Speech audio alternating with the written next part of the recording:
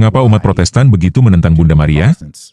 Nah, dulu saya seorang Protestan, jadi saya akan menjelaskannya untuk Anda hari ini.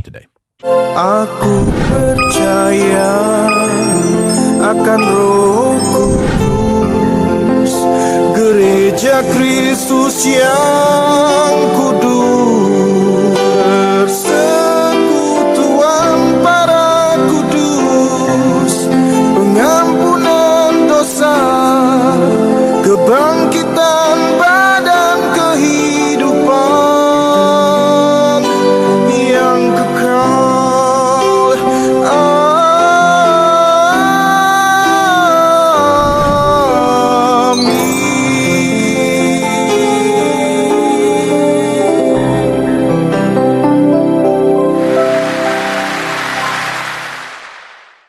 Salve! Saudara-saudariku umat Katolik. Dalam video ini, Dr. Taylor Marshall mengeksplorasi alasan mengapa umat Protestan seringkali menolak keras penghormatan kepada Perawan Maria, mengupas penolakan ini melalui sudut pandang teologi dan psikologi Protestan. Dr. Marshall, seorang mantan Protestan, menjelaskan bahwa umat Protestan cenderung berfokus secara intens pada hubungan individual yang solipsistik dengan Yesus dan Alkitab, yang menciptakan kecemasan dan rasa tidak aman tentang perbedaan doktrinal dalam Protestantisme. Tidak seperti Katolik, ia memiliki lebih banyak kesepakatan komunal tentang doktrin-doktrin inti seperti sakramen dan devosi kepada Maria. Protestantisme justru ditandai oleh interpretasi yang beragam dan seringkali saling bertentangan. Hal ini menyebabkan umat Protestan dengan keras menjaga kapsul, saya Yesus dan Alkitab, memandang apapun di luar kerangka ini seperti devosi kepada Maria, imamat, ekaristi, atau otoritas gereja, sebagai ancaman terhadap iman mereka yang berpusat pada keselamatan. Dr. Marshall menjelaskan bahwa umat Protestan menganggap penghormatan apapun yang diberikan kepada Maria sebagai sesuatu yang merendahkan Yesus, sebuah konsep yang ia sebut teologi zero sum, di mana kasih dan penghormatan dipandang sebagai sumber daya terbatas yang tidak dapat dibagi. Sebaliknya, pemahaman Katolik dibingkai sebagai model kasih dan kemuliaan yang partisipatif dan berlipat ganda, di mana menghormati Maria dan para kudus justru memperkuat, alih-alih mengurangi kemuliaan Yesus Kristus. Analogi kasih keluarga digunakan untuk menggambarkan hal ini. Sebagaimana mengasihi seorang ibu tidak mengurangi kasih kepada putrinya, menghormati Maria justru meningkatkan bakti kepada Yesus. Sekarang, mari kita dengarkan ajaran lengkap dari Dr. Marshall. Katolik harus tahu menerjemahkannya untuk Anda semua. Mengapa umat Protestan begitu menentang Bunda Maria? Nah, dulu saya seorang Protestan, jadi saya akan menjelaskannya untuk Anda hari ini. Ketika Anda seorang Protestan, dan ini akan membantu banyak umat Katolik memahami mentalitas Protestan, ada rasa takut tertentu untuk selalu salah. Umat Protestan tidak akan mengakui hal ini kepada Anda. Tetapi begini masalahnya, ketika Anda seorang Katolik, Anda mengenal umat Katolik kan? Rasanya seperti semua orang di sini percaya pada transubstansiasi. Semua orang Katolik sepakat. Maksud saya terkadang ada orang yang tersesat di antara kita. Tetapi apakah semua orang Katolik percaya pada 7 sakramen? Tentu saja. Meskipun kita sering berselisih paham, pastilah ada perselisihan dan ada perpecahan. Tapi ketika Anda bergaul dengan sesama Katolik, Anda seperti, tentu saya berdoa rosario tadi malam. Mereka seperti, kamu melakukan apa? Kamu berdoa rosario ya? Iya tentu saja. Semua orang sepertinya akur 99,999%. Tetapi ketika kalian seorang Protestan, seorang evangelis, dan kalian bergaul dengan orang Protestan lainnya, kalian selalu berselisih paham dan tidak sependapat. Dan ini menciptakan rasa tidak aman dalam diri kalian. Jadi kalian akan berbicara dengan banyak aliran, kalian akan menjadi seorang Calvinis tetapi kalian akan memiliki teman baptis reform yang tidak percaya pada baptisan bayi. Lalu dia percaya perjamuan kudus hanya simbolis, tetapi sebaliknya kalian percaya perjamuan kudus adalah sesuatu yang lebih dari simbol. Dan semua orang bisa percaya bahwa kita diselamatkan oleh Yesus dan darah Yesus hanya oleh iman. Tetapi hal-hal lainnya masih bisa diperdebatkan. Jadi ada sedikit kebingungan dan rasa tidak aman di antara umat Protestan. Beberapa dari mereka sangat dogmatis, tetapi ketika mereka berkumpul, mereka semua tidak sependapat tentang banyak perbedaan doktrinal utama. Baik, jadi itulah masalah Protestantisme. Oleh karena itu, Protestan cenderung solipsistik. Apa itu solipsisme? Solipsisme adalah di mana Anda hanya berfokus pada diri sendiri. Hanya Anda yang ada. Jadi karena ada begitu banyak ketidaksepakatan yang secara permanen bising di dunia Protestan, kalian jadi seperti, oke, masalah apa itu? Masalah keselamatan? Oh bukan. Satu-satunya hal yang menjadi masalah keselamatan adalah saya dan Yesus, dan saya memiliki Alkitab. Sekali lagi saya, Yesus, dan Alkitab ini. Dan saat ini saya lagi tidak sepakat dengan pendeta saya, karena dia menyampaikan khotbah yang saya tidak suka minggu lalu. Lalu kemudian sahabat saya, dia udah sekarang jadi seorang Lutheran, bukan seorang Calvinis lagi. Itu karena hanya saya, Yesus, dan Alkitab saya. Inilah yang menjadi perasaan solipsistik dari realitas Protestan. Jika Anda sedang menonton dan berpikir, apa yang Dr. Marshall bicarakan? Saya pikir dia sedang berbicara tentang perawan Maria dan mengapa umat Protestan tidak menyukai perawan Maria. Duar, ini dia. Alasan Protestan tidak menyukai perawan Maria adalah karena semuanya terfokus pada saya Yesus dan Alkitab. Dan apa saja yang masuk ke dalam kapsul itu adalah ancaman. Jadi jika Anda mengatakan sesuatu seperti, Paus Damasus pada tahun 382 menetapkan kitab-kitab dalam Alkitab. Tiba-tiba sebagai Protestan, Anda berada di luar kapsul, saya Yesus dan Alkitab. Itu membuat saya gugup. Saya tidak nyaman dengan hal itu sebagai seorang Protestan. Jika Katolik mengatakan sesuatu seperti saya pergi mengaku dosa dan mengakui dosa-dosa saya kepada Yesus di hadapan seorang imam dan menerima absolusi, tiba-tiba kalian berada di luar kapsul itu dan kalian merasa tidak nyaman.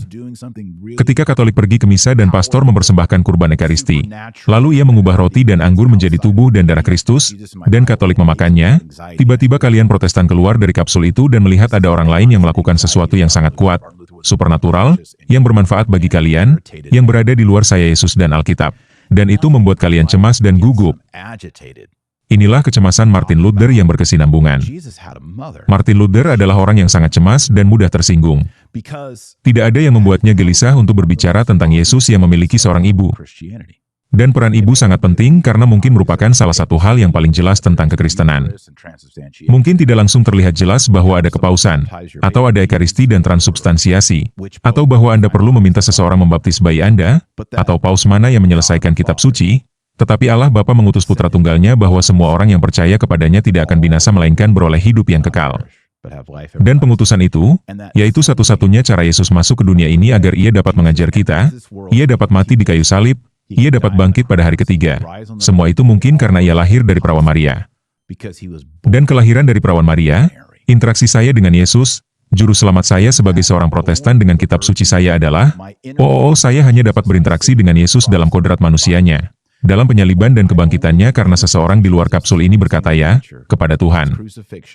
Hal ini sungguh membuat stres dan sungguh menciptakan banyak kecemasan bagi umat Protestan.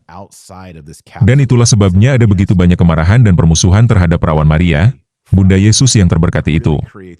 Karena umat Protestan ingin berkata, aku mengasihi Yesus, Yesus mengasihiku, Yesus adalah segalanya, 100%. Lalu Anda datang dan berkata, Bunda Maria juga keren loh. Dan mereka mendengar Anda berkata, ya kami memberikan 90% cinta kami kepada Yesus, tapi kami mengambil 10% cinta kami kepada Yesus, mengambilnya dari Yesus dan memberikan 10% cinta itu kepada Bunda Maria. Orang Protestan pasti berkata, kamu mengambil dari Yesus dan memberikannya kepada Maria? Itu hal yang buruk. Maka mereka mulai menyerang Anda sebagai seorang Katolik. Mereka menyerang Anda karena berdoa kepada Maria, karena mengasihi Maria, karena berbicara tentang Maria, dan mereka bahkan menyerang Bunda Maria karena sekarang Bunda Maria mengambil 10% cinta dari Yesus Kristus. Catatan tersebut ada di buku saya, Perspektif Katolik tentang Paulus. Saya membahas hal ini yang disebut teologi zero sum. Mereka memahami teologi dan keselamatan sebagai 100% Yesus, dan jika Anda berbicara tentang hal lain, khotbah, sakramen, imamat, orang kudus, Bunda Maria, Ekaristi, semua itu langsung seperti lalat yang turun dan mencoba mencuri barang-barang dari Yesus. Tentu mereka menolaknya dan memberontak terhadapnya. Cara yang tepat untuk memahami Bunda Maria yang terberkati adalah cara yang tepat untuk memahami gereja Katolik dan sakramen-sakramen dan segalanya. Dan itu bukan permainan zero sum. Ini adalah permainan partisipasi. Jadi misalnya istri saya dan saya saling mencintai. Kami menikah dan memiliki anak pertama kami. Apakah itu berarti bahwa saya tahu bahwa istri saya sekarang memiliki setengah cintanya untuk saya dan setengah cintanya untuk bayi itu? Dan kemudian ketika bayi lain lahir, itu 33% untuk saya, 33% untuk bayi pertama, 33% untuk bayi kedua. Lalu ketika ada anak lagi, maka ukurannya terus mengecil. Sehingga ketika Anda punya 10 anak, masing-masing hanya mendapatkan 10% kasih sayang dari ibunya. Apakah begitu cara kerja keluarga? Apakah begitu cara kerja Tuhan? Setiap kali orang baru diciptakan di dunia, kasih sayang Tuhan berkurang sedikit demi sedikit karena kita semua bersaing dengan orang baru itu di dunia. Apakah begitu cara kerja Tuhan? Tentu tidak. Itu nonsens. Kami percaya pada partisipasi. Bahkan saya berpendapat bahwa ketika saya dan istri saya menikah, kami saling mencintai. Kami punya bayi, dan alih-alih ia kurang mencintai saya atau saya kurang mencintainya, kami justru semakin saling mencintai. Cinta kami mulai berlipat ganda. Bukan tentang pengurangan, melainkan tentang penggandaan. Setiap kali seorang kudus baru masuk surga, itu tidak mengurangi kemuliaan Yesus Kristus. Kemuliaannya yang lahiriah justru berlipat ganda secara eksponensial. Setiap kali seorang berdosa bertobat, seorang baru ditambahkan ke dalam gereja, itu adalah kemuliaan yang lebih besar bagi Tuhan. Setiap kali seseorang berkata, "Santo itu sungguh luar biasa karya Tuhan dalam dirinya." Itu adalah pujian bagi Yesus Kristus. Jadi setiap kali Anda berkata, "Santa Perawan Maria yang terberkati begitu kudus," ia berkata ya kepada Tuhan. Ia melahirkan putra Allah, itu justru memberikan kemuliaan bagi putra Allah. Sama sekali tidak menghilangkan kemuliaan Yesus. Sama seperti jika Anda seorang pemuda, bertemu seorang wanita muda, dan ingin menikahinya. Anda bertemu orang tuanya, bertemu ibunya, dan Anda berkata, "Aku sangat menyukai ibumu. Dia sangat feminin dan pandai memasak, dan aku mengerti bagaimana dia membesarkanmu menjadi wanita hebat dan kamu akan menjadi istri yang hebat untukku." Adalah salah jika wanita muda itu berkata, "Kenapa sekarang kamu menyukai ibuku? Itu artinya kamu kurang menyukaiku." Tidak. Dengan menghargai sang ibu, Anda menghargai putrinya karena ada unsur partisipasi di sini. Sang putri berpartisipasi dalam keunggulan kualitas-kualitas baik sang ibu, yang dibagikan dalam keluarga. Jadi ketika Anda memuji masakan sang putri, Anda sebenarnya memuji resep sang ibu dan sebaliknya. Begitulah cara kerja keluarga. Begitulah cara kerja kasih. Dan begitulah cara kerja ajaran Katolik. Begitulah cara kita memahami Perawan Maria yang terberkati. Begitulah cara kerjanya. Baiklah, saudara-saudariku umat Katolik. Mari kita ambil beberapa kesimpulan tentang ajaran Dr. Marshall. Pertama, ketidaknyamanan Protestan berasal dari perpecahan doktrinal. Dr. Marshall menyoroti bagaimana kurangnya otoritas doktrinal Protestan yang terpadu mengakibatkan perselisihan teologis yang terus-menerus di antara umat beriman. Perselisihan yang berkelanjutan ini menumbuhkan rasa tidak aman, mendorong umat Protestan untuk berpegang teguh pada hubungan yang sangat sempit dan personal dengan Yesus dan Kitab Suci untuk menghindari kebingungan. Perpecahan ini kontras dengan penerimaan Katolik yang lebih luas terhadap tradisi gereja dan ajaran magisterial, yang menyediakan kerangka doktrinal yang lebih terpadu. Kedua, solipsisme dan individualisme dalam iman Protestan. Sifat solipsistik Protestan yang dijelaskan di sini, di mana iman sebagian besar tentang hubungan langsung individu dengan Yesus dan Alkitab, menciptakan kapsul teologis yang terbatas. Apapun di luar kapsul ini, imamat, sakramen, devosi kepada Maria, dianggap mengancam karena memperkenalkan otoritas eksternal dan elemen komunal yang menantang gelembung keagamaan personal ini. Hal ini menjelaskan penolakan Protestan terhadap praktik-praktik yang tertanam kuat dalam tradisi Katolik. Ketiga, teologi zero sum sebagai akar permusuhan terhadap Maria. Umat Protestan sering memandang devosi teologi sebagai permainan zero sum. Jika perhatian, penghormatan, atau kasih diberikan kepada Maria atau para santo, hal itu harus mengurangi apa yang seharusnya diberikan secara eksklusif kepada Yesus. Pandangan biner dan kompetitif tentang kasih rohani ini mendorong permusuhan terhadap Maria, karena umat Protestan khawatir bahwa menghormatinya akan mengorbankan devosi tunggal yang seharusnya diberikan kepada Kristus. Keempat, teologi Katolik merangkul partisipasi dan perkalian. Bertentangan dengan perspektif zero sum, Katolik memahami kasih, rahmat, dan kemuliaan sebagai sesuatu yang ekspansif dan partisipatif. Menghormati Maria dan para santo melipat gandakan kemuliaan Allah, alih-alih membaginya. Kerangka teologis ini memungkinkan spiritualitas komunal dan relasional, di mana kasih ilahi bertumbuh dan menyebar seiring semakin banyak orang berpartisipasi dalam rahmat Allah. Kelima, analogi keluarga memperjelas devosi Katolik terhadap Maria. Analogi kasih keluarga yang digunakan Dr. Marshall dengan kuat menggambarkan pandangan Katolik. Sebagaimana kasih suami istri bertumbuh alih-alih berkurang seiring bertambahnya anak, Demikian pula kasih dan kemuliaan ilahi tidak berkurang dengan menghormati Maria dan para santo lainnya.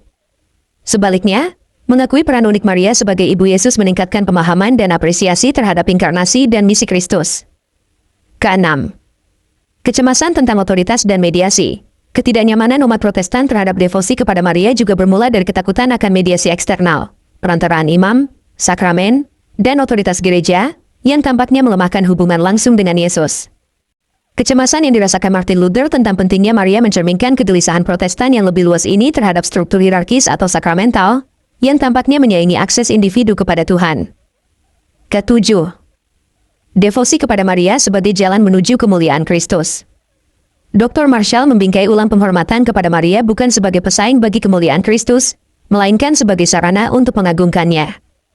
Jawaban, ya. Maria kepada Tuhan dan perannya dalam sejarah keselamatan mengarahkan perhatian dan pujian umat beriman kepada Yesus, menjadikannya peserta penting dalam ibadah Kristen, alih-alih sekadar pengalih perhatian. Sebagai kesimpulan, analisis Dr. Marshall mengungkapkan bahwa keberatan Protestan terhadap Maria berakar kuat pada perbedaan teologis, psikologis, dan eklesiologis, dan bahwa memahami perbedaan-perbedaan ini dapat mendorong dialog dan apresiasi yang lebih besar antara umat Katolik dan Protestan.